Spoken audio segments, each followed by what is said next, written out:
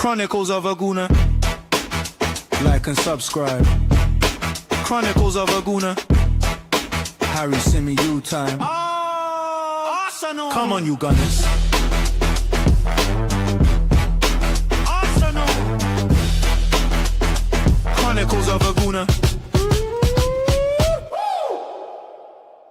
This podcast is brought to you in partnership with okjersey.com. Looking for football shirts? Head over to okjersey.com and enter the discount code Harry for 8% off. Hey everybody, how's it going? Welcome back to the Chronicles of a Gooner with me, your host, Harry Symeou. Happy Saturday to you all. Hope you're all having a wonderful weekend so far. Hope you've all managed to deal with what was a fair amount of disappointment after the Liverpool game. Not so much because of the result. I mean, I can only speak for myself, but my frustrations and my disappointment isn't really to do with the result. It's to do with the fact that on the night, I didn't think we showed our best face. I didn't think on the night we did enough to win the game. I didn't think on the night we put in the kind of performance that gave us a chance of winning it. I felt like we kind of threatened to threaten, if that makes sense, in the early stages of the game, in the first half of the game, I should say. And then we come out at half time expecting Arsenal to really ramp it up and give us something to shout and scream about. And it just never happened. And in the end, we sort of ended up crawling over the finish line, sort of semi-happy, I'd imagine, to take the draw, to take the point, to remain undefeated. And look, when you zoom out, bigger picture, we won 5 of our 6 games over the Christmas period. Like, it's not like you could have really asked for much more. And I think that has to be taken into consideration. I think we took 16 out of the 18 points available to us during that Christmas period. That's pretty good going.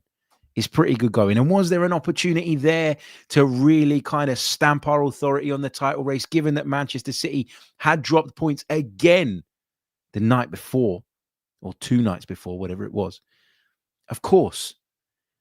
Did we take that opportunity? No, but that doesn't mean that everything is negative, doom and gloom, or that your confidence in Arsenal should be hugely impacted. You're not going to win every single game. And actually, looking back at some of the reaction stuff, and we did our pod yesterday, and the guys over at the Loose Cannons pod were very, very kind enough to invite me on there. And I know a lot of you have since subscribed to the Chronicles of a Gooner from there. So thank you so much and welcome if you're just joining our community. Really, really do appreciate it. Those guys invited me on. We had a good chat about it. And the more I talked about it and the more I thought about it and the more I processed what I'd seen the night before, the more I feel like we were up against the champions. Are they in their best state right now with regards to injuries, player availability, and just general form this season? No, they're not. But they're still the champions. They still deserve a level of respect. And that result was by no means a disaster. So let's draw a line under it and let's move on. But that's not really what we're here to talk about today. We're going to talk about the news that Bukayo Saka has committed his future to Arsenal. That's big, big news. We're also going to have a look at those Marc Guehi rumours that I know a lot of Arsenal fans have been getting quite excited about. So we'll get into all of that stuff. Plus, we're going to look ahead. I was going to say react. We're going to look ahead a little bit to that game against Portsmouth in the FA Cup, which takes place tomorrow. The FA Cup 3rd round weekend is here already. My God, it's flying, isn't it? We're also going to bring you an update as to whether Kai Havertz and Ricardo Calafiori will be available for selection for that game. So there's a lot to get into on today's episode. So let's not waste any more time and let's dive into that news. Bukayo Saka commits his future to Arsenal. Let me just say that again. Bukayo Saka commits his future to Arsenal. Words that we've all been quite keen and at times desperate to hear over the last year or so. It did feel like there was starting to sort of, it does feel, like there was a bit of anxiety starting to creep into some Arsenal fans' mindsets around the Bukayo Saka thing. I mean, I'll be honest with you. I've been pretty confident that this is going to get done for a while. Whenever I've asked the question, whenever journalists that I'm friendly with have asked the question, and then we've had conversations and discussions about it, the general consensus has always been that it's not done yet, but it will get done. And there's no real major need to panic or worry. David Ornstein broke the news yesterday on Friday. And it was after, of course, we recorded the match reaction podcast, which is why we didn't cover it on the day. But David Ornstein broke the news. He said it will be a new and improved 5-year contract at Arsenal. He highlighted that Bukayo's current deal was due to run until June 2027. So when you put it that way, we're in 2026 now. You can understand why people were just getting a little bit antsy and nervy about that. But the deal has been agreed, and these fresh terms will keep him at the club until the summer of 2031. Well, that's the plan anyway. I mentioned there was a little bit of anxiety around Bukayo Saka's current deal because of the length of time that it had to run. It wasn't very long, really, in footballing terms. But according to David Ornstein, this new deal, it reflects the winger's standing among Europe's best. Now, it's important to note that at this stage, we still haven't got official confirmation on this from the football club, but they'll be doing their thing behind the scenes. They'll be putting together a nice video, a package, etc., and they'll be working towards making quite a splash with the announcement because, as is reported in the Telegraph by Sam Dean, Saka is going to be Arsenal's, and I quote, franchise player. What does that mean? Bukayo Saka, I think, has long been thought of as one of, if not the key face of this project, right? He's got all the makings of the perfect club ambassador. Okay, not only is he a fantastic player, one of our best, and will he continue to be one of our best for many, many years to come, hopefully, but he's also a London-born kid. He's someone that grew up at the Arsenal Academy, that is Arsenal through and through. And the whole story, the whole package, it just fits, doesn't it? So when you hear terms like franchise player, and I apologize to all our American listeners, a lot of us here in Britain, when we hear things like that, we cringe. We go, oh no, don't try and Americanize our sport. American sports are great in their own right, but football is football. And I think when we hear terms like the franchise player, and I know our ownership's American, and there's some people on the board that are American, etc., etc. So that kind of language and that kind of culture, it is a part of our football club now. But I'd imagine that when a lot of Arsenal fans heard that, they went, oh, franchise player, I don't like that, because it makes it sound very sort of businessy. And as football fans, to our core, we don't really want to acknowledge and accept that our football club is a business. From time to time, we have to, in order to rationalize certain decisions and to understand certain decisions. But in the main, I don't know about you, I like to steer clear of things like that. But this is a really, really interesting bit because Sam Dean reports that the Arsenal executives, and sorry, I'm just glancing down at my notes, I want to get this right, made it clear to agents and transfer targets when they were speaking in the summer that Bukayo is the franchise player. And as a result, no new signing could be given a contract that exceeds his. Now, I'm assuming this one that we're waiting to hear an announcement around, because as I've said, these talks have been going on for a while. Although we've only heard of an agreement in the last couple of days, this is clearly something that's been worked on in the background for a while. There was clearly a feeling quite far in advance that the talks were moving in the right direction. Obviously, Bukayo has shown a willingness to stay at Arsenal, to commit his future to Arsenal, etc., etc. But this deal, according to Sam Dean, what it does is it strengthens his status as the face of the brand. Now, there's a couple of elements I want to explore here, right? So we'll talk about what this commitment from Bukayo Saka says about the project and how people internally are feeling about the project, how those who are living and breathing it every single day are feeling about the project. So we'll get onto that in a bit. But I do want to talk about this idea that you have a franchise player whose contract cannot be exceeded by anyone's. Is that something that you promise to the player? And I'm asking the question because I genuinely don't know. Is that something that you promise to the player? Do you say to the player, if you sign this deal, if you become our franchise guy, then you are going to always have a better contract than anybody that comes in through the door? I don't know you can make promises like that. And again, I don't know that that is a promise. That might be the idea, the intention, the conversation that's taken place. But I don't know that you can do things like that, because I think football is an ever-changing landscape, and you don't know what's around the corner.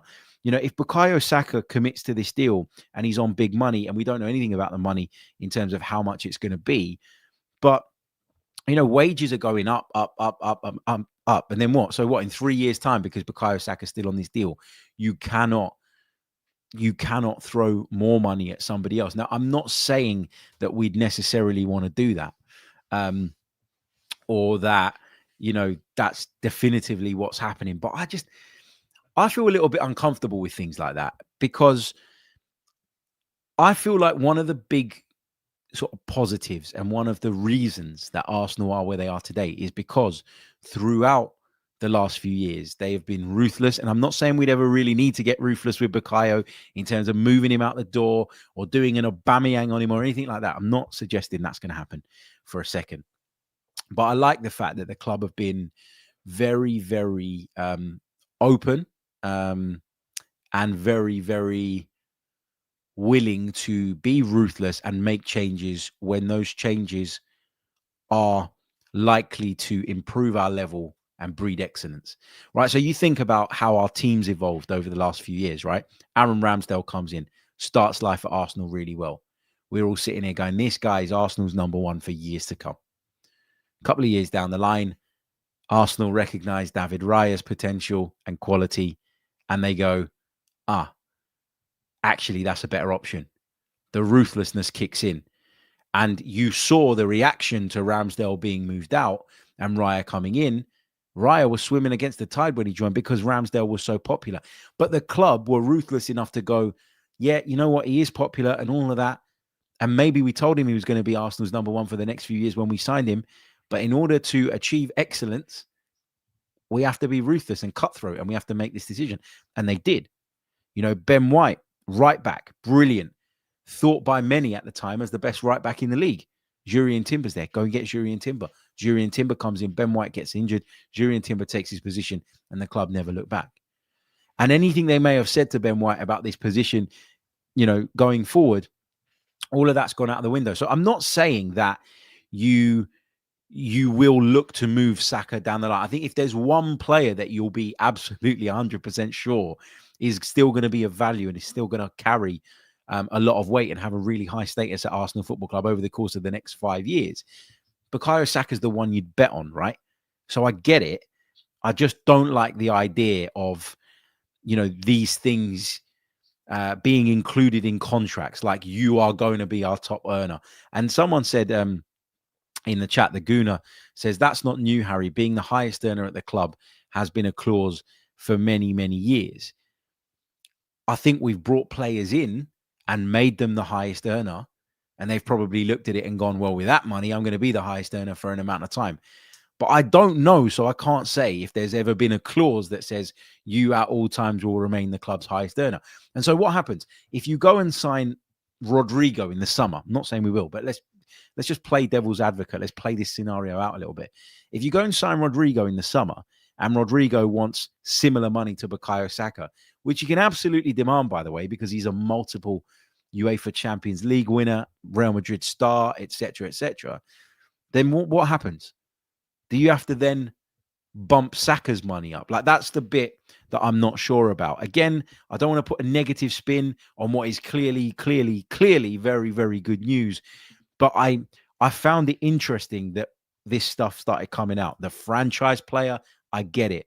But things about people not being able to earn more money than him, regardless of what happens a few years down the line, I think that's kind of creating a potential problem down the line that you don't need to create. Because calling him the franchise player and giving him a mega contract, it should be enough.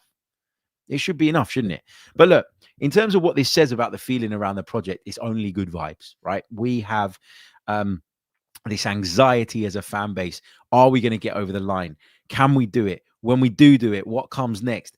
There's a stress within us as Arsenal fans because we've not achieved it yet. But clearly, everybody within the group, people within the room, people that are much closer to this thing than we could ever dream of being, they all feel really, really good about it because Bukayo Saka is not the first of our key players whose contract situation was starting to raise alarm bells that has committed, that has put pen to paper, that has decided this is the place to be and the place where they want to be for the coming years. Now, players do not give their peak years to football clubs unless they are being paid ridiculous amounts of money, which I guess you could argue they all are, or if they believe genuinely that this is somewhere where they can be successful.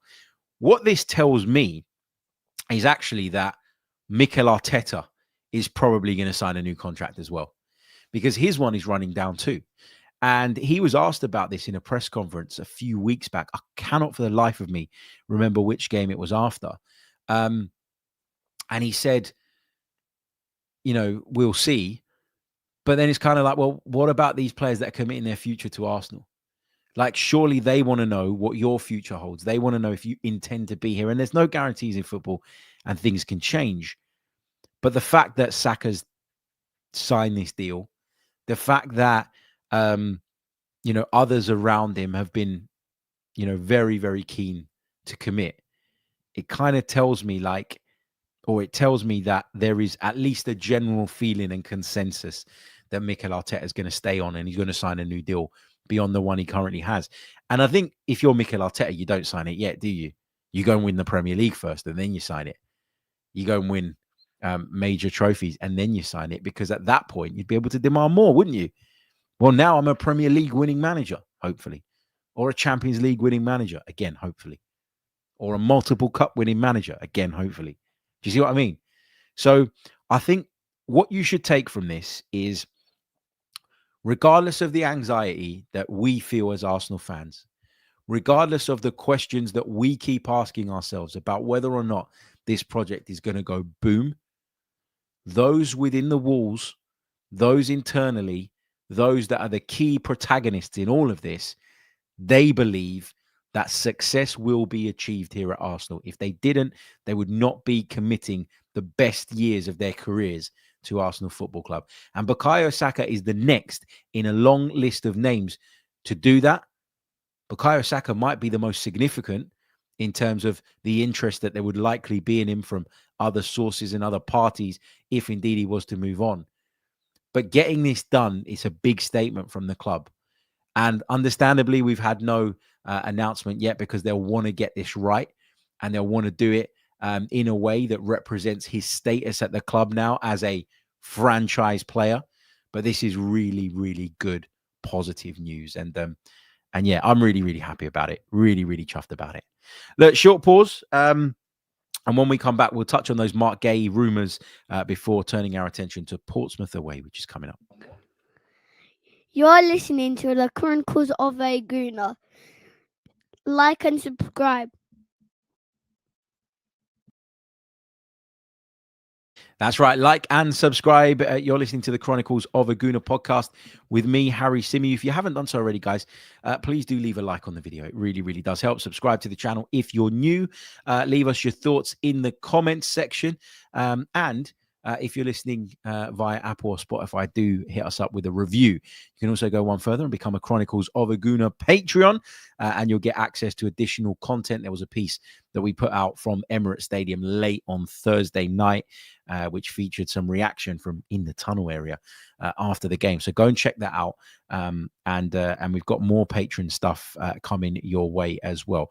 I have to apologize that the patron and regular podcast schedule is still a little bit all over the place. I hope that as soon as we got into January, everything would fall back in line. But work's been busy, life's been busy with the kids and all the rest of it. And the routine's not quite there yet.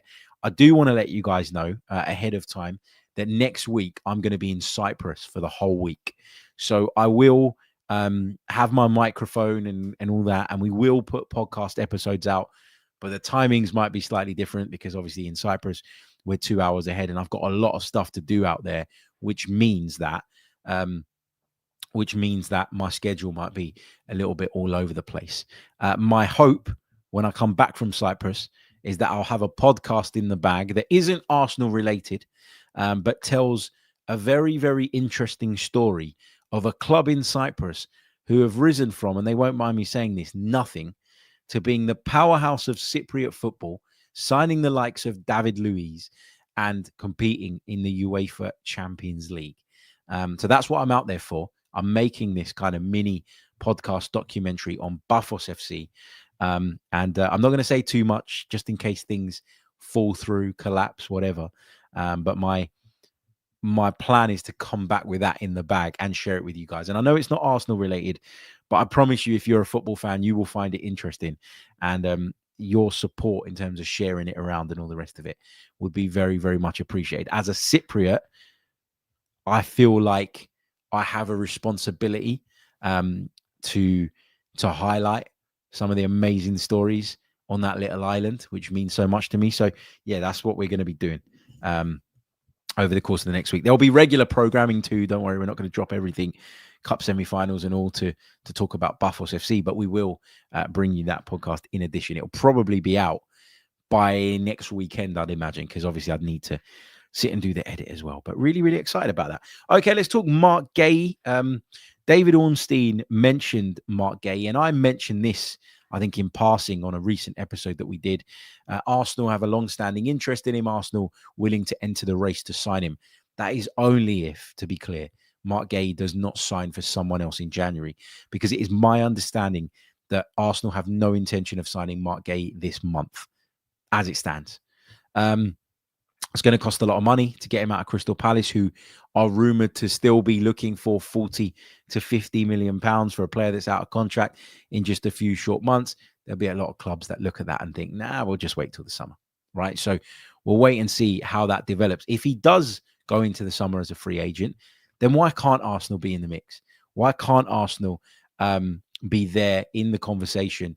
It's understood, according to David Ornstein, that Arsenal have held talks with Marc Guehi's representatives. But when I've done a little bit of digging and tried to find out a little bit more on this, I've been told that those talks are nothing more than the standard talks that you would hold with the representative of a player you hold a long-standing interest in when their contract is coming to an end. There's not been really any step beyond that. And so if he's around and available in the summer, we can look at it. And we can beat most of the clubs in terms of the competition. The only question mark I'd have around Marc Guehi to Arsenal, and the only thing that I think might put him off of joining us, is the fact that with Gabriel and Saliba in place, yes, he will play because Mikel Arteta, thankfully, has shown a greater willingness to rotate this season. And that's in part because he's had better options. He'll probably be more open to it when Guehi's around, if Guehi's around, I should say. But it's just, will he play enough? You know, and then you got to weigh up as a player whether you'd prefer to be part of something at a higher level, something that's seen as special, or if you'd prefer, you know, to be a starter and a big fish in a slightly smaller pond. I'm not saying that Liverpool or Man City, the other clubs that are said to be interested, are necessarily smaller ponds. But if Arsenal are to be crowned Premier League champions this season, is not done yet, we'd be in a great position, wouldn't we, going into the new season and when it comes to competing for players. So don't get too carried away or excited by the Marc Guehi thing. Don't get too attached to the idea, because there's a good chance that by the end of January, he's already signed for someone else, in which case our interest doesn't amount to anything. So just be wary and mindful of that. Let's talk a little bit before we sign out about the trip to Portsmouth tomorrow. I'm on commentary duty for that one, so really, really looking forward to it. Fratton Park, atmospheric place, old school ground, and a place that Arsenal haven't visited in a good few years now. In terms of the team, I'd make 11 changes if possible. I don't know if we'll be able to make 11 changes because of some of the injury issues that we have, but that would be my thinking as Arsenal boss. And I kind of like the idea of creating a bit of separation between ourselves and what happened the other night. Not because it was bad, but it was because, for me, we got to the end of a really taxing and exhausting run, and we ran out of steam and we ran out of gas. And sometimes we talk about the physical demands that these players are put under and the pressure that they're under and all the rest of it. And that's all absolutely valid, right, and fair. But at times, I think there's a mental element to this as well. There's mental fatigue. And I think it would be quite nice to just create that separation between ourselves and the Premier League in general right now. What better way to do that than by winning an FA Cup game, by doing it, making changes. Listen, we can make a lot of changes. We will make a lot of changes, right? But a game away from home against a championship side is not a foregone conclusion. the reason that you see upsets in the FA Cup, like Wrexham not dumping Nottingham Forest out last night, the reason you see these things is because for those teams, it's a cup final. There's something special in the air. There's just something different about it. Okay. And that means that, you know, where you might go into the game as a player that generally plays at a higher level, feeling like you can probably cruise through this at 70, 75%. And I'm not questioning anybody's professionalism. I simply think that is something that can creep into your subconscious. For those guys, though, it's completely different. This is the game that they've been building up to. This is the game that 3 or 4 weeks out, they're looking ahead to and thinking, I need to make sure I look after myself and make sure I stay fit, because that game is coming up. That game is coming around. And that's the kind of game that I will look back on at the end of my career as a lower league player per se and say that was a highlight, you know? So I think, I think it's not a foregone conclusion. We are going to make changes. And because we're going to make changes, that's going to affect the connections in our team. That's going to decrease our level. And I think this game will probably be a lot closer than some people are predicting. But we'll do our 11 and all the rest of it bright and early tomorrow morning. So we'll get that ready and out to you bright and early, as I say. In terms of team news around this, Kai Havertz could be back in the squad. Mikel Arteta said if everything goes well, and this was a few days ago now, but it was embargoed. He said if everything goes well, he could be back within the squad within a few days. Great news. Hopefully, Kai Havertz returns. Not saying he's going to play 90 minutes, but hopefully it can be the first step back for him. Ricardo Calafiori will not be available. Mikel Arteta confirmed that he thinks that this game's going to come around a bit too soon for the Italian. But again, these are comments that were made post the Liverpool press conference the other night. They've been embargoed, but they were made at that point. So when you look at the wording, it's important to note that. And in terms of the FA Cup, like just to me, it means a lot.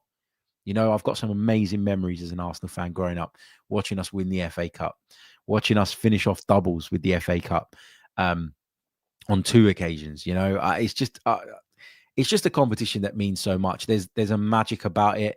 Like this morning, I got up and I looked at some of the fixtures and I was like, oh, you know, they all look pretty one-sided in a lot of cases, but I'm still going to watch them and I'm still interested because the magic of the FA Cup is a thing and it exists.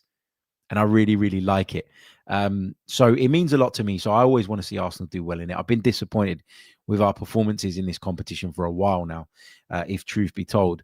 And it's a competition that is very, very present in the history of our football club. And as a result, I think we have a responsibility to take it seriously, not to the point where we cost ourselves in league games and things like that. No, not that seriously. If I thought that were the case, I wouldn't be advocating making multiple changes. I think we got to find that balance, though, between making changes and, you know, not weakening ourselves too much, because if there's a little bit of encouragement to be sought out by Portsmouth, you don't want to give them that, right? I'd have major players on the bench. I absolutely would. But would I start them? No. I think I'd be playing some of the more fringe players. For example, Norgard will be playing for me. White will be playing for me. Kepa in goal. Jesus, Madueke, Eze, Nwaneri. You know, would you give Marley Salmon a game at the back? I don't know. It's going to be interesting, isn't it, to see how we navigate it and how we approach it. But the FA Cup means a lot, and I don't want to see us crash out. Obviously, I want to see us progress, and if we can progress with protecting a lot of key players at the same time, then I don't care if it's a 1-0 and off of someone's backside. Like, that's kind of where I'm at. It's just win it and don't get too caught up on the performance. Don't use it as a barometer to judge some of those players in isolation, because I know that's what happens in these games where you make multiple changes. Don't judge the rhythm of the team and the flow in terms of the way we play, and then start making connections between that and Liverpool, and then start to create a nervousness in your mind about how Arsenal are going to return to Premier League form and action. I think it's really, really important that you separate these games. And that's why I talk about that separation probably being necessary and coming at the right time for us after that game on Thursday night. Massive thank you to every single one of you for joining us on this Saturday. Again, apologies, we're jumping around a little bit with the times of release and all the rest of it, but needs must. And I will speak to you all bright and early on Sunday morning ahead of the game against Pompey before bringing you reaction to that game on Sunday night. We're going to do our reaction pod live on Sunday night. Now, we normally do our pods the morning after, but as I've mentioned, I am traveling. I'm on an early flight Monday morning. By the time I land in Cyprus, it will be evening over there. And so I don't want to make you wait for the Pompey reaction until Monday evening. And who knows if I'm going to be bothered to sit and talk about a game, after a journey like that. No, who am I kidding? I'm going to go out and have a lovely meal. That's what I'm going to do. So I will get you that reaction on Sunday night. So come and join me for that. That's it, basically. Thank you so much. I'll catch you all very, very soon. Until the next one. Goodbye. Chronicles of a Gooner. Like and subscribe. Chronicles of a Gooner.